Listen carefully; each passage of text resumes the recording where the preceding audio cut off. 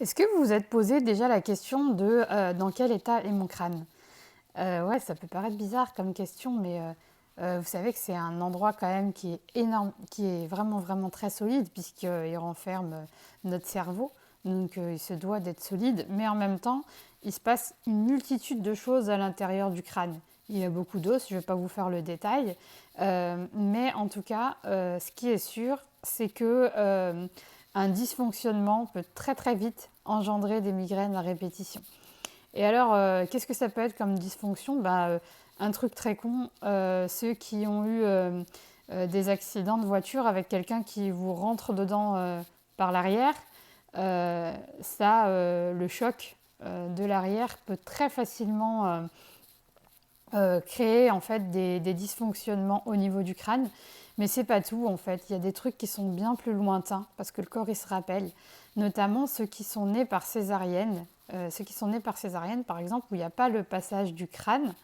Donc le crâne ne termine pas de se refermer si on ne le rééquilibre pas tout de suite après la naissance, de préférence dans les 4 mois avant. Ça crée forcément des déséquilibres. Et en fait, ça reste au niveau du corps. Ça reste tant qu'on ne les traite pas. Il peut y avoir aussi les chutes, qu'elles soient dans l'enfance ou qu'elles soient plus tardives. La chute, comme le corps il est très bien organisé, dès qu'il y a une désinformation, en fait, tout est remobilisé en fait.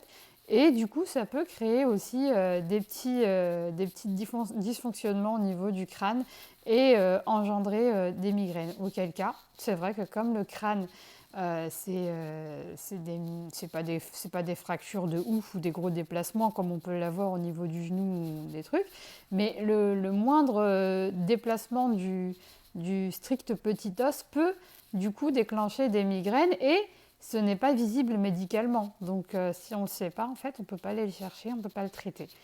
Voilà, voilà pour aujourd'hui. Je vous dis à bientôt. Ciao!